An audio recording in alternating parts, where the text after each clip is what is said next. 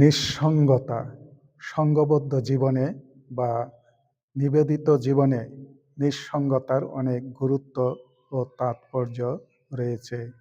নিঃসঙ্গতা মানে সঙ্গীবিহীন জীবন নয়, বরং সঙ্গীর জন্য নিঃসঙ্গ হওয়া বোঝায়। নিঃসঙ্গতার অর্থ হল ঈশ্বরকে পাওয়ার জন্য নীরব কান্না বা ক্রন্দন বা কাঁদা বা বিলাপ করা।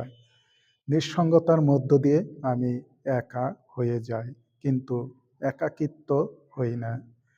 নিঃসঙ্গতা মানে শূন্যতা নয়, বরং পূর্ণতা।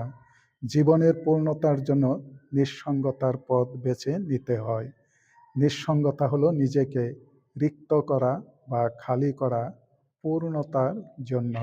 যেমন এক যুবক এসে সন্ন্যাসী বাবাকে বলল, সন্ন্যাসী বাবা, আমিও আপনার মতন সন্ন্যাসী হতে চাই। সন্ন্যাসী যুবককে নিরীক্ষণ করে এক জগ পানি এনে যুবকের সামনে গ্লাসে পানি ঢালছেন। গ্লাস ভর্তি হয়ে পানি পড়তে লাগলো। যুবক তা দেখে বলে উঠল, সন্ন্যাসী বাবা, গ্লাস ভর্তি হয়ে পানি পড়ে যাচ্ছে, তবু আপনি পানি ঢালছেন কেন? সন্ন্যাসী উত্তরে বললেন, তুমি যদি নিজেকে রিক্ত না করো, খালি না করো, নিঃসঙ্গ না হও, আমি তোমাকে যতই শিক্ষা দেই না কেন, এই গ্লাসের পানির মতন তা পড়ে যাবে। কোনো শিক্ষাই তোমার কাজে লাগবে না। ব্রতীয় জীবনে বা নিবেদিত জীবনে নিঃসঙ্গতাকে সঙ্গী করা।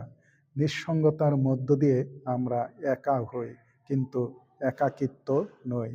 ঈশ্বরকে পাওয়ার জন্য একা হই, নিঃসঙ্গতার পথ বেছে নেই।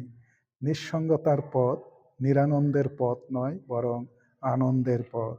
এই পথে সহজে আমরা ঈশ্বরকে পেতে পারি, তার সান্নিধ্যে যেতে পারি।